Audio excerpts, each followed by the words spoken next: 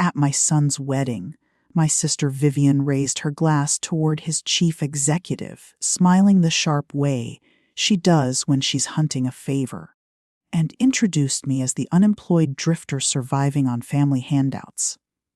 A silver dessert spoon stopped halfway to someone's mouth. A whole table of elegant strangers turned their gaze to me. I laughed. I had practiced laughing for 3 long years. Then, the man beside her set his glass down on the heavy linen, slow and careful, and I watched Vivian's triumph freeze on her face. What none of them realized was that the powerful man she was desperately trying to impress had spent the last 3 years trying to hunt me down. Welcome back to their secret stories, where we sit with the quiet women nobody counts. The sisters, the daughters, and the mothers, right up until the room finds out exactly who it was whispering about. Drop a comment with where you are watching from today, and make sure to subscribe. My name is Clara Montgomery, and I am 47 years old. For the better part of that reception, I stood at the edge of the grand ballroom, holding a glass of Sauvignon Blanc that was turning warm in my hand. I have become very good at the edges. 3 years ago, I wouldn't have even known where the perimeter of a room was because I was always its gravitational center. Usually at the head of the mahogany table, the one everyone waited on before they dared to start the meeting. I designed structural strategies for multinational conglomerates whose logos you see on skyscrapers.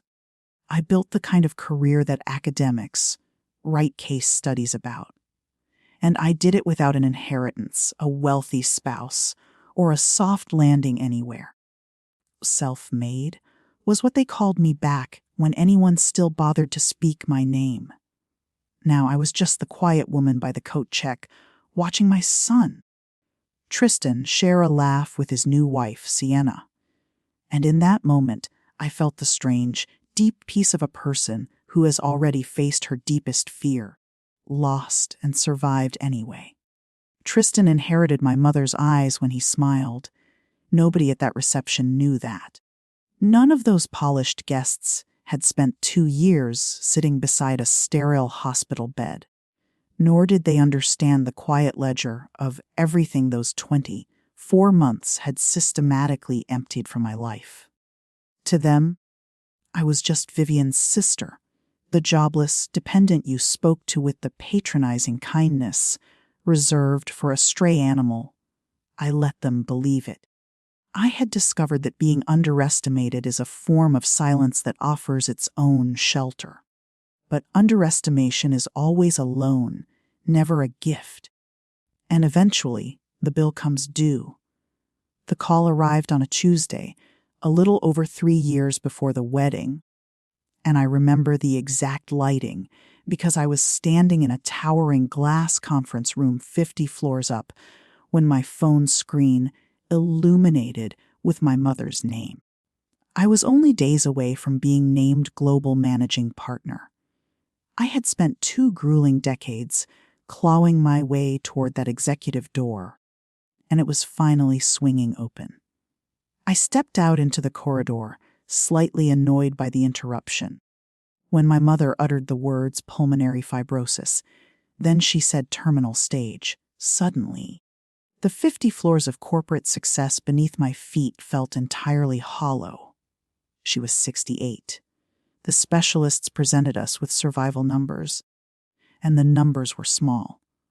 Standing in that high, rise corridor with the sprawling city skyline looking like nothing more than painted glass, I performed the only math that mattered.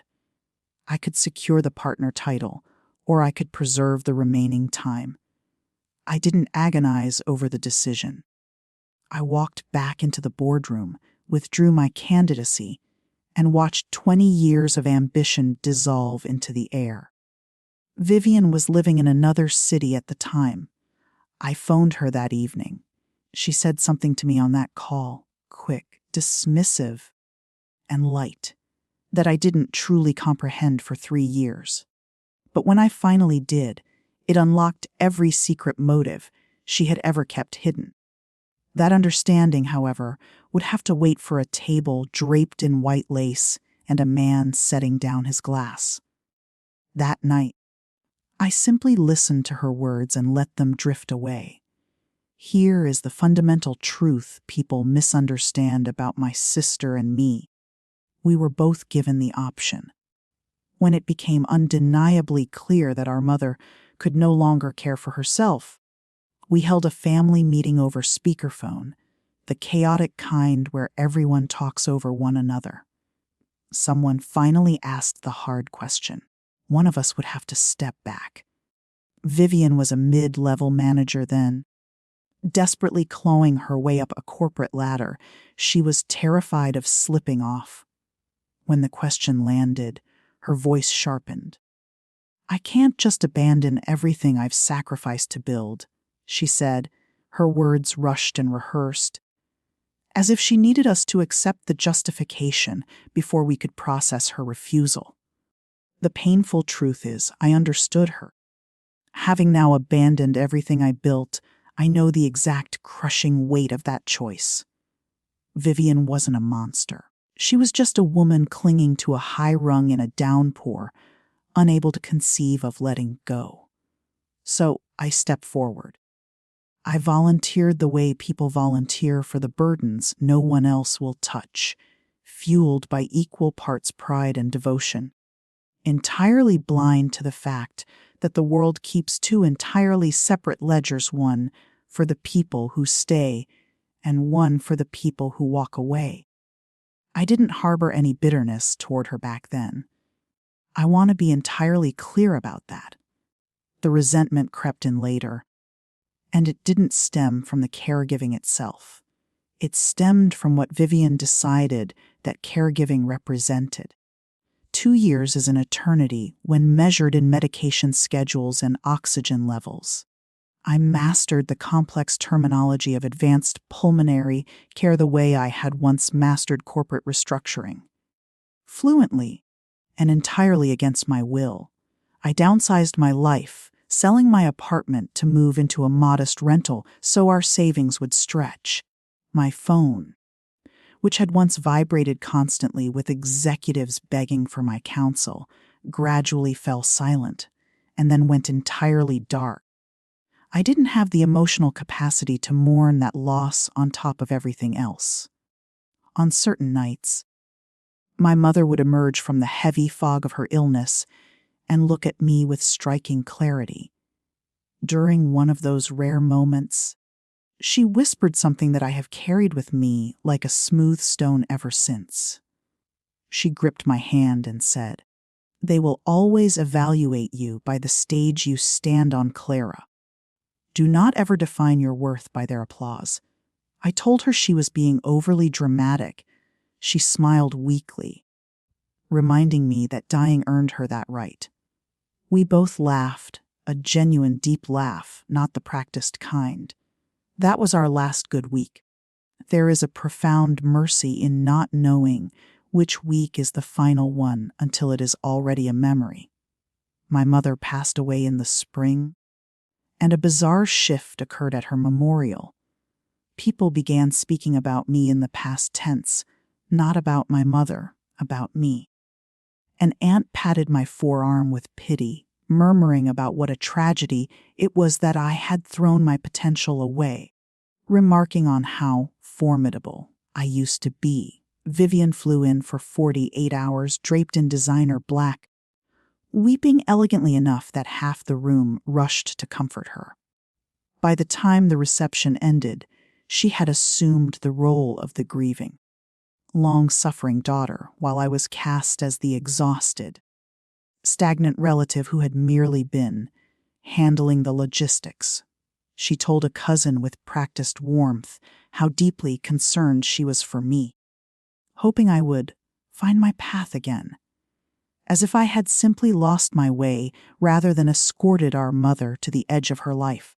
Standing in my mother's kitchen holding a cold ceramic dish, I felt the entire narrative of my last 2 years being systematically rewritten by people who hadn't spent a single hour in that quiet room. That is the warning no one gives you about stepping out of the spotlight to care for someone when you choose an invisible life. The people with visible ones will write the script of what your sacrifice was worth. Vivian was already drafting her version, and in her story, I wasn't a portrait of devotion. I was a cautionary tale. A year drifted by. I waded through the endless, administrative aftermath of death, an exhausting second job in itself, and allowed myself to feel numb. Gradually, sleep returned to me. Then, Tristan called with the first spark of joy I had felt in years. He was getting married. He had met Sienna, a kind, grounded young woman who was clearly his perfect match. When he asked me to stand by him, my chest ached with a warmth that wasn't grief. But near the end of the call, my son's voice faltered. He hesitated, then uttered the words that defined exactly how the family now perceived me. "Mom, Aunt Vivian is going to be there. And she's got a lot of opinions about you being unemployed. Can you promise not to react? For me, it's just one day." He was 24, terrified of a family scene disrupting his wedding. I could hear both his love for me and his deep embarrassment tangled in his breath. "Of course, sweetheart," I replied gently. "Of course?" And I meant it. But the promise cost me something I couldn't yet articulate. In that brief exchange, my own son had decided which sister was the liability. Not the one who hurled the insults, but the one who might dare to object to them. I sat in the silence for a long time after hanging up. Then I asked him gently one more thing. Where was it he was working again? This firm he was so proud of. He told me the name like it was nothing. Helios Strategy Partners. I kept my voice even and replied that it was a highly respected firm. He said, "Yeah, Aunt Vivian actually managed to get me an initial interview. She's a senior director there, and I'm just an entry-level analyst, but the experience is incredible." I told him I was proud of him, and I truly was. But I did not reveal what that corporate name meant to me. I knew Helios Strategy Partners. I had spent a decade competing against them. I had defeated them in high-stakes pitches, and I had lost to them in others. Years ago, I had engineered a proprietary strategy, a method of mapping a company's hidden operations against its public declarations, that had spread through the industry the way brilliant concepts do, uncredited, ubiquitous, and essential. I called it the Cascade Decision Protocol, the last I had heard. Helios had integrated a modified version of my protocol firm-wide. By now, it was simply part of their standard training, a tool so deeply woven into their operations that no one remembered it had an architect.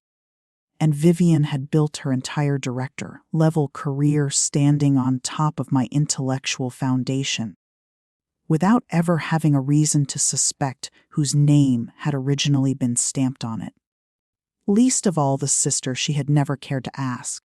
My son was working inside the very citadel I used to lay siege to, reporting to a sister who ruled a kingdom I had once dominated and walked away from. And none of them knew, because none of them had ever asked a single genuine question about who I had been before.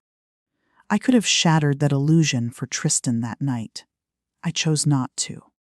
Not because of some elaborate scheme, but because I was simply too exhausted to be the woman defending her own past relevance. Let them discover it on their own, or let it remain buried. I was attending a wedding to celebrate my son's happiness, and I owed no one my resume. The rehearsal dinner was held on Friday.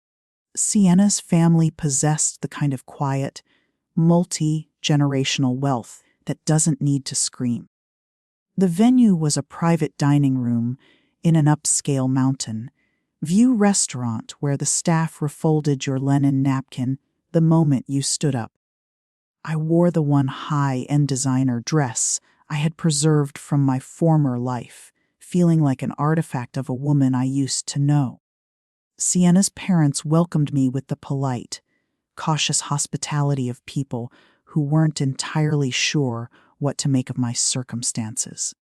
Then Vivian swept into the room as if she owned the establishment. She wore her success like a heavy perfume. Sporting a new luxury watch and an armored confidence, she established a small court by the grand bay window within 10 minutes, spinning anecdotes that invariably cast her as the brilliant protagonist. I watched my son look at her with quiet admiration, and I immediately recognized the script of the evening. Vivian was the family's shining star tonight, and every shining star requires a dark sky to stand out against. I secured a glass of wine and took a seat near the edge of the room, a position that no longer felt like banishment, but rather a superior vantage point. From the perimeter, you see everything. You see exactly who a person is when they believe only the influential people are watching. All night, Vivian's eyes kept darting toward the entrance, waiting for someone of actual consequence to arrive. The guest she was anticipating didn't make it to the rehearsal dinner, but she managed to weave his name into every third sentence. My CEO, she would chime in. Gideon is incredibly selective. She launched into a long-winded tale about a strategic deck she had presented to him, detailing how demanding he was, how he had rejected her initial draft, and how she had stayed awake for 36 hours to perfect it and earn his respect. She spoke his name, Gideon Vance, with the hushed reverence of a disciple hoping for a blessing. She dropped the name in front of Sienna's father, who offered a polite nod. She dropped it in front of my son, whose eyes shone with pride that his aunt worked so closely with such an industry titan. And she dropped it while looking directly at me, ensuring I felt the vast, yawning chasm between a woman who reported to Gideon Vance and a woman who reported to no one. I took a sip of my wine and remained silent. The name meant nothing to me yet.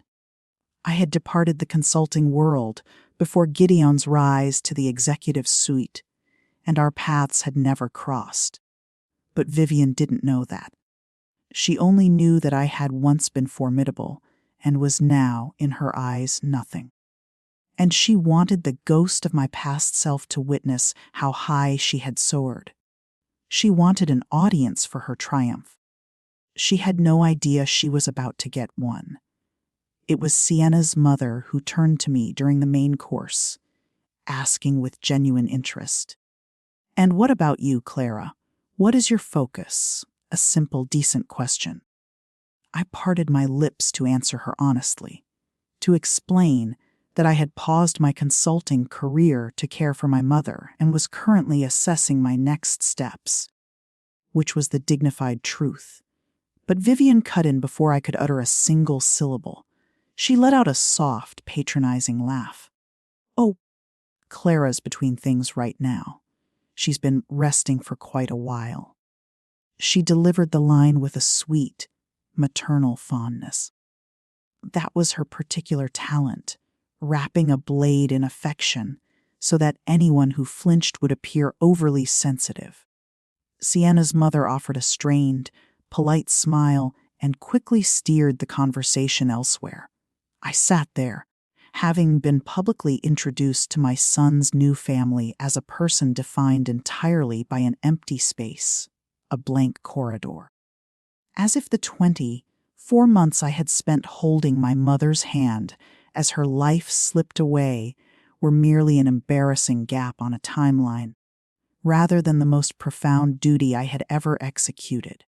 I felt the dormant executive within me, the version of myself that had commanded hostile boardrooms, go perfectly still and ice cold. "That is certainly one interpretation, Vivian," I murmured, and let the matter rest. It was Tristan's weekend, and I had given my word. But I filed the interaction away. Some insults you file. I stepped out onto the terrace after the main course to clear my head. Sienna followed me. My son had married a woman of exceptional character. She was the rare kind of person who notices when someone has been quietly pushed aside. She stood beside me in the cool night air, comfortable with the silence. Tristan told me you cared for your mother during her illness, Sienna said softly. That must have taken incredible strength. That was it. That was all it took. She acknowledged the actual life I had lived, rather than the empty space my sister insisted on highlighting. I shared a few details with her. The pre-dawn drives, the compassionate nurses, the beauty of that last good week. She listened with quiet, undivided attention. That isn't a gap, Sienna said gently, looking at the distant harbor lights. That's everything. I had to turn my face away for a moment. It is a profoundly disorienting experience when your son's bride is the first person in 3 years to hand you back a piece of your own dignity. When we returned indoors, Vivian was holding court once more. Sienna caught my eye from across the room and offered a subtle, conspiratorial eye roll. I had an ally. I didn't yet realize how little I would actually need to rely on her. The moment that crystallized everything occurred during dessert. Sienna's father mentioned casually that his manufacturing firm might require some high-level strategic restructuring in the coming months. Vivian moved instantly, like a predator detecting motion in the water. She reached into her designer clutch, withdrew a sleek leather case, and produced several business cards, premium royal blue stock with Helios strategy partners embossed in gold leaf foil.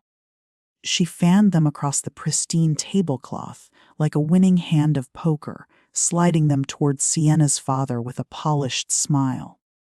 Then she turned her gaze to me. She let the silence stretch just long enough for the entire table to feel the weight of it. Do you have a card to share with them, Clara? Anything at all? The table fell dead silent. Everyone understood that the question wasn't about business cards. It was an interrogation of my very existence. I had no cards.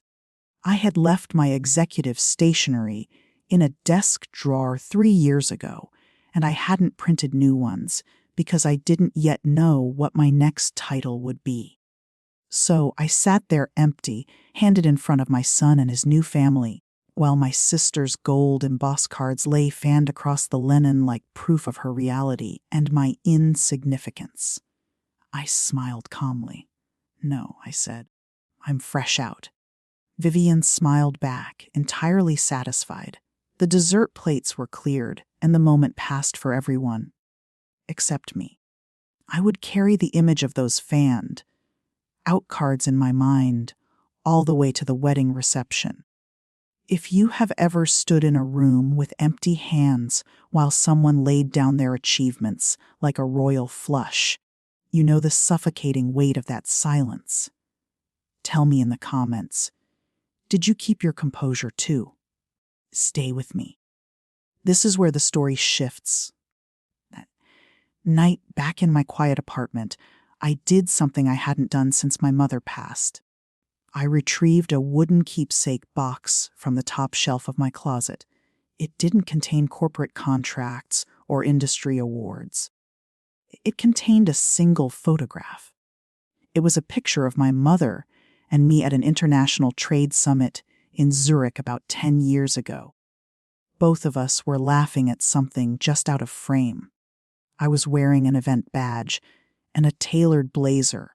She had flown across the country just to watch me deliver a keynote address on organizational design, a subject she didn't understand, but deeply respected. She used to do that. She would sit in the back of crowded convention halls, watching her daughter command the room. beaming with pride. I sat on the hardwood floor, staring at the photo, and finally confronted the question I had been running from for 3 years. If I am no longer producing, do I still exist? If no one is measuring my output, do I still have value? It is a painful question to ask yourself. It meant that some vulnerable part of me had begun to believe Vivian's toxic arithmetic. The corporate metric that dictates a woman without a title is a woman without worth. I didn't cry.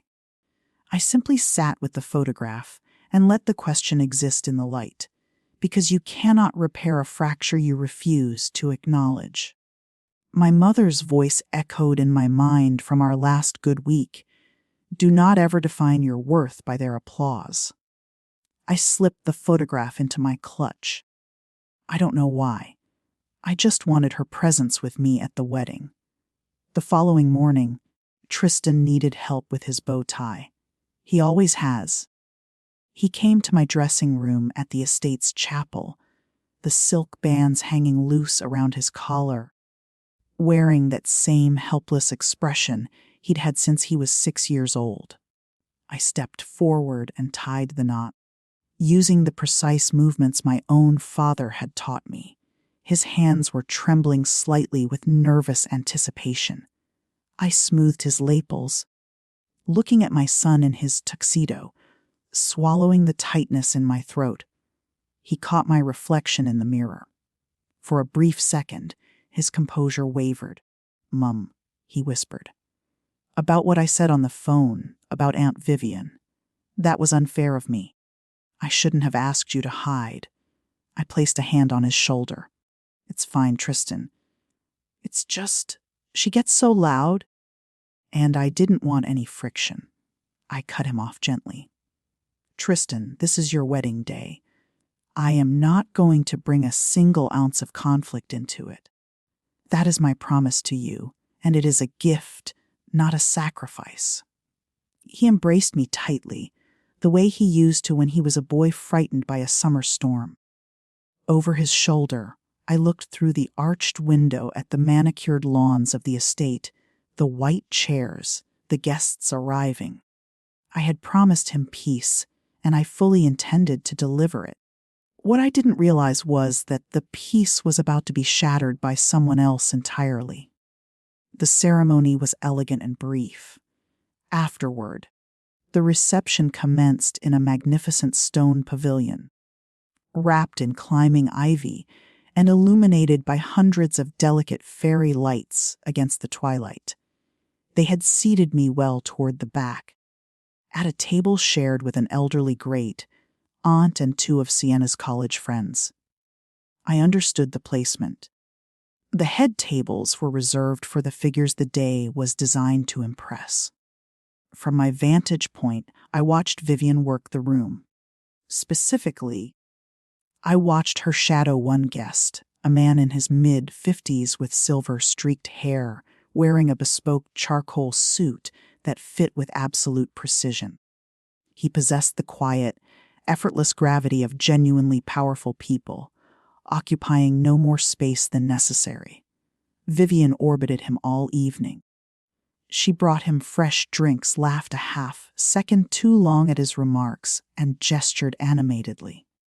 Even from across the pavilion, I recognized the performance. This was Gideon Vance, the legendary CEO she spoke of like a deity, who had attended the wedding because Tristan was one of his promising young analysts.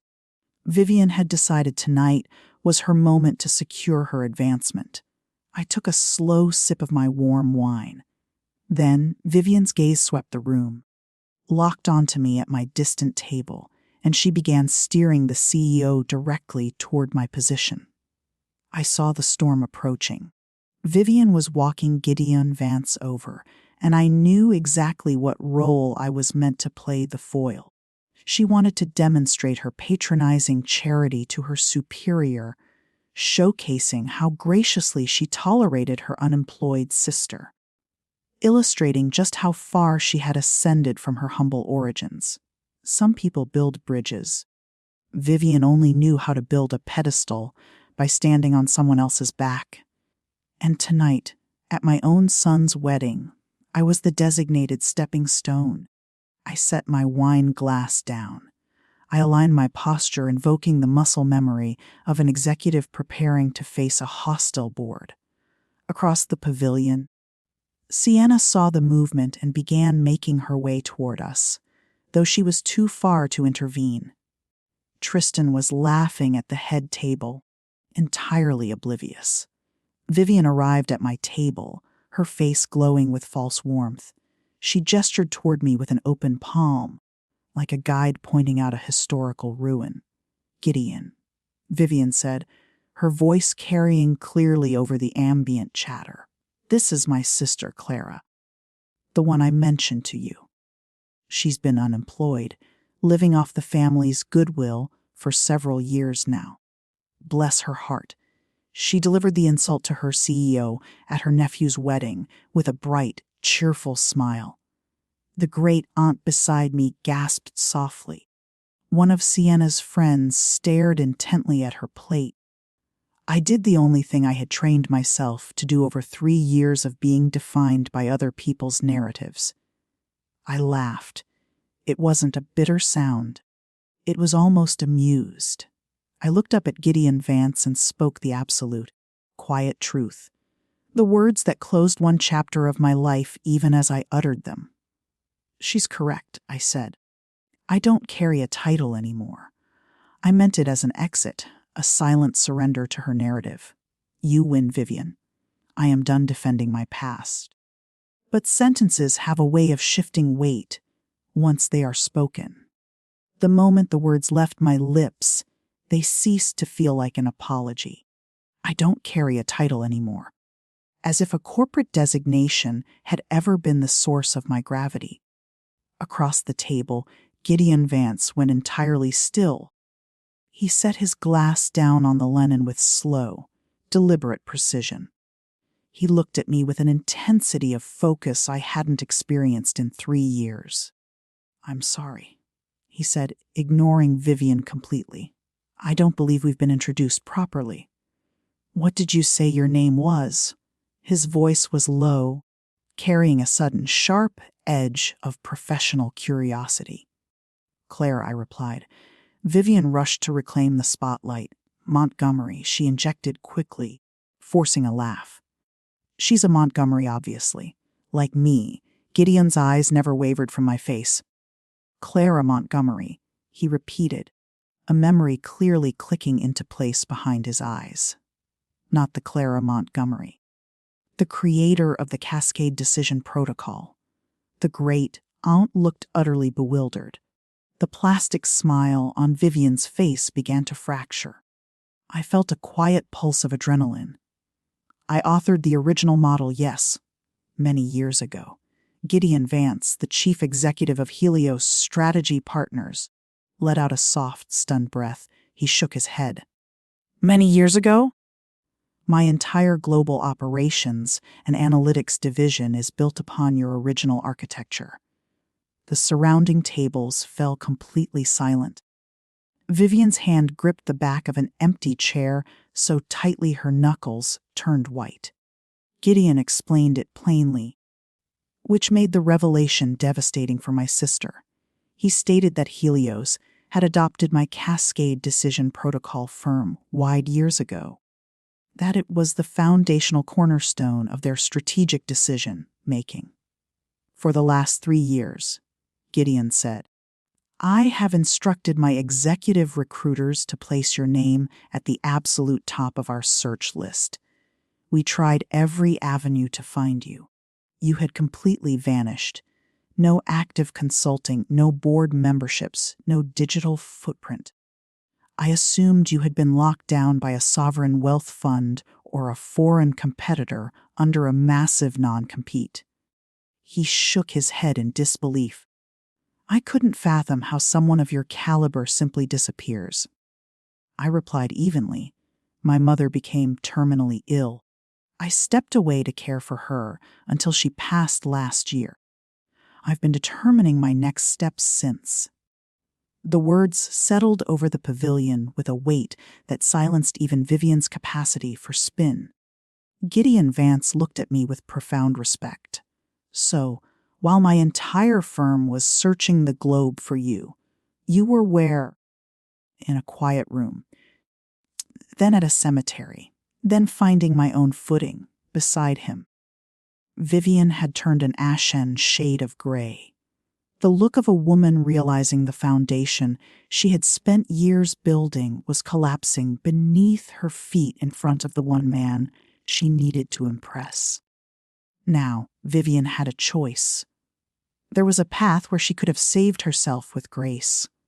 She could have smiled, embraced me, and said, "I am so incredibly proud of my brilliant sister. Look at the sacrifice she made."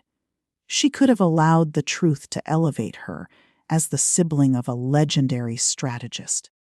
But Vivian had spent too many years feeding on my perceived smallness. She couldn't stop herself from reaching for the shears. Even as her own house of cards fell, she let out a high, strained laugh. "Well, that was a decade ago, Gideon. She's entirely out of touch with the current market. The industry has evolved past her methods. She's been inactive for years. She said it to diminish me, a desperate reflexive strike. But she said it to her CEO about a woman he had just credited as the intellectual architect of his firm at my son's wedding, having just introduced me as a penniless dependent." I watched Gideon Vance turn his head slowly to look at Vivian. It was the look of an executive analyzing a deeply flawed report. The professional warmth vanished from his expression, replaced by a cold, clinical finality. He set down the drink she had spent the evening securing for him. The air in the pavilion grew heavy.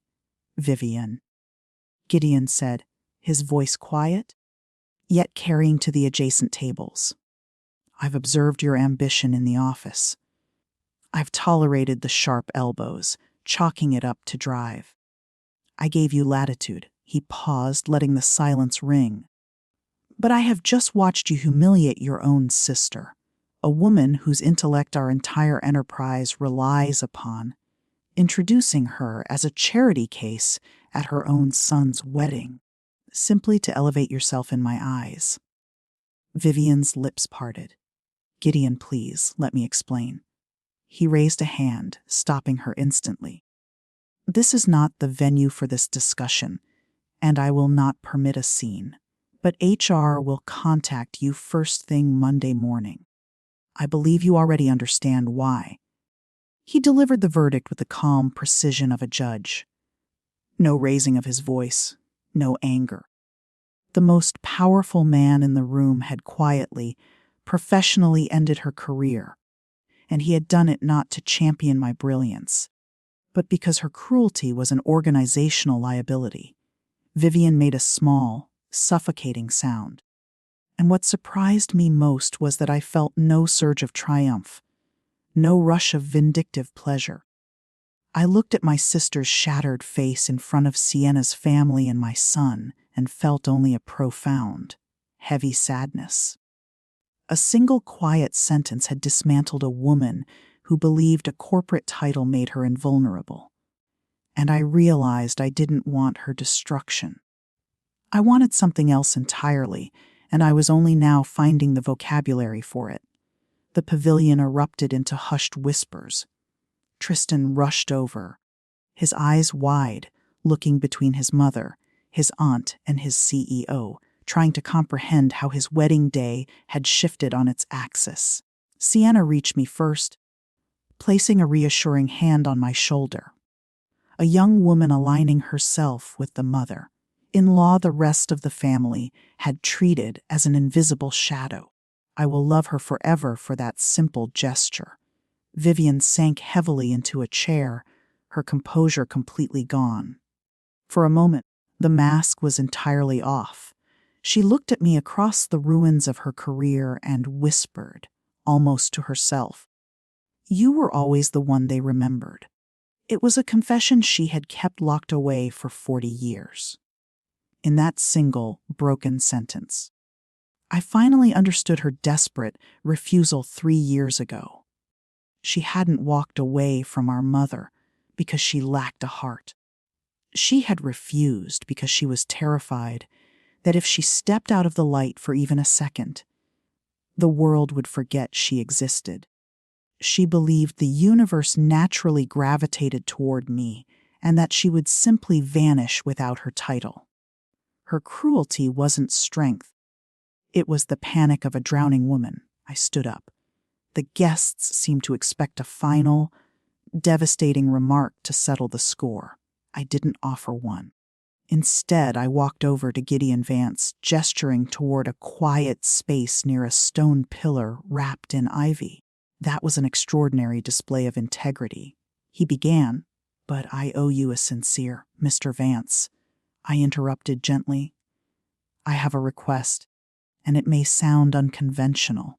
He waited. "Do not terminate my sister's employment on my account," I said. "If her conduct violates your corporate ethics, that is entirely your decision to make. But I need to know her dismissal is not a concession to me. I have spent 3 years being defined by other people's narratives. I will not begin my next chapter with a woman's ruin as my prize. That is not a victory I wish to claim."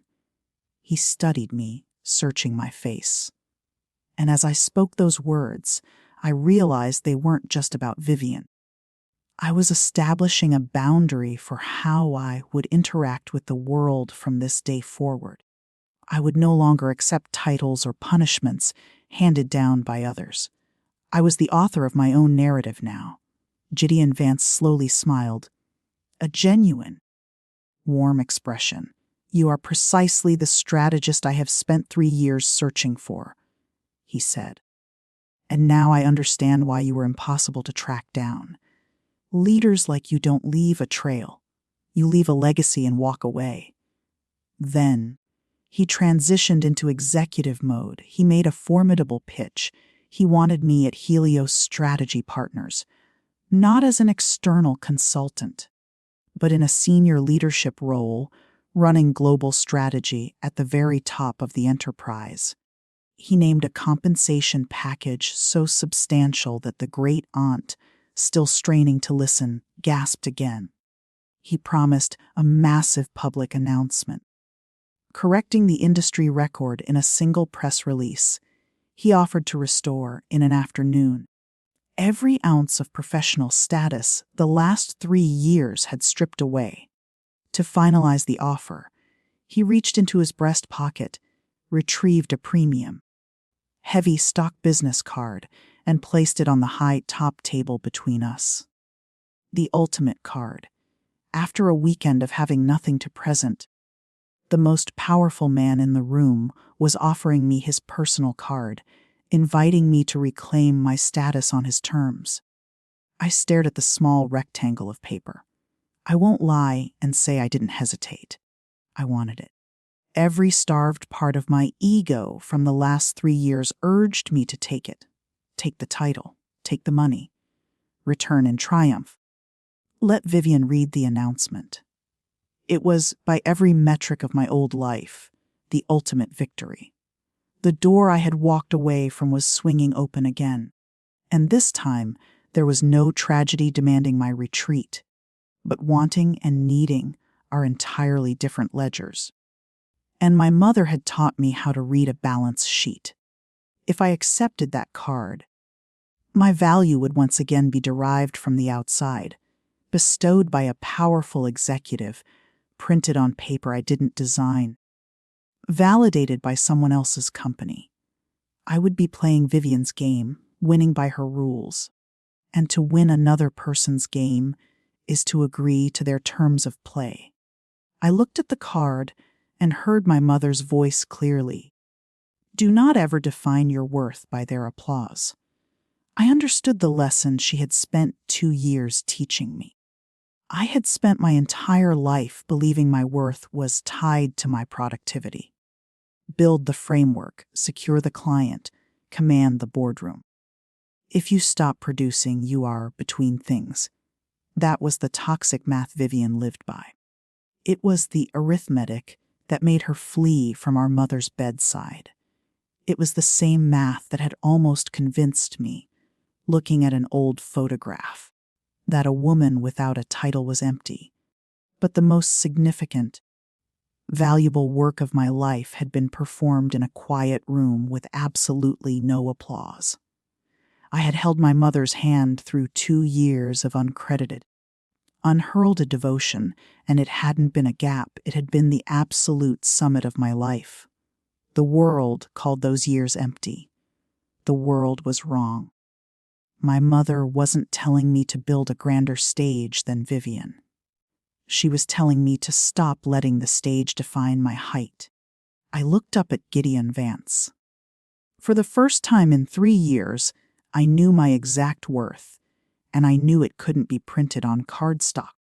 I picked up his business card, holding it for a brief second to show I understood the magnitude of what I was declining. Then, I slid it gently back across the table. "Thank you," I said with absolute sincerity. "It means more than you know that you remembered my work. You saw me when everyone else saw a shadow. I will always carry that." He waited. "But I cannot accept the position," I said, choosing my words with the precision of my boardroom days, but speaking them entirely for myself. "You offered to restore me, to put me back where I belong. But I didn't lose myself in that quiet room, Gideon. I didn't get lost. The industry simply forgot how to look, and that is not my error to correct by accepting a seat at your table. I don't need to be restored. I am going to build my own table. And I want it to be a place where the first question isn't what is your title, but rather who did you care for?" Gideon Vance stared at me, then laughed softly. He pocketed his card and extended his hand. Most executives take the chair, Clara. "In 30 years, you are the first person I've offered it to who would rather construct the room. In that case, consider me your very first client." He smiled. "And I won't fire your sister, Clara. What I do regarding Vivian will be for the integrity of my firm, not for you. Just as you requested." I shook his hand. I had entered the wedding with nothing to show, and I was leaving having walked away from a fortune. Yet I had never felt more wealthy. I went to find my son. Tristan stood by the wedding cake with Sienna, looking like a boy whose perfect day had fractured. When he saw me, his face was filled with questions. I took his hands. I assured him his wedding was beautiful, that none of the evening's conflict belonged to him, and that his mother was more whole than she had been in 3 years. Sienna embraced me. Over her shoulder, I looked across the pavilion to where Vivian sat entirely alone at her empty table, her royal blue cards gone, staring into the middle distance. I didn't approach her. There was no bridge to build that night, perhaps not ever. I had found peace with that. But as our eyes met, I didn't gloat. I simply offered her a quiet, respectful nod. Not forgiveness, but acknowledgement. 2 sisters, raised under the same exhausting rules of who gets to matter, and only one of us had managed to break free of the cage. She looked away first. I turned back to my son and his bride, raised a glass, and let the celebration resume. Later, as the music drifted across the lawn, I stepped out into the dark orchard, breathing in the cool night air. I retrieved my mother's photograph from my clutch, looking at our laughter under the fairy lights. I told her quietly that I finally understood the gift she had given me, and that I was sorry it had taken me so long to see it. For 3 years, I had walked out of rooms feeling smaller in the doorway. Tonight, I stepped into the dark feeling exactly my true size.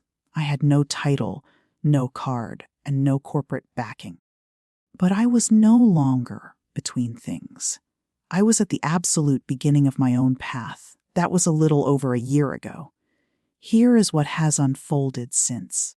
I built the table I described to Gideon. Cascade Group is small by design.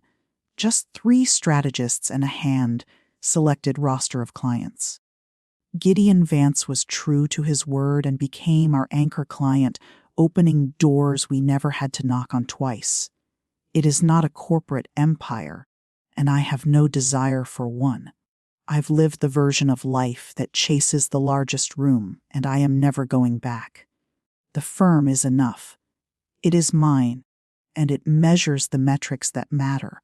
Vivian departed Helios Strategy Partners that following Monday. The industry is small, and the story of her conduct followed her. She eventually relocated, taking a lesser role at a smaller firm in another city, still desperately clinging to the rungs of her ladder. We do not speak. I have stopped pretending we ever will. Some fractures do not heal into strength. They simply stop bleeding, leaving a scar and a necessary distance.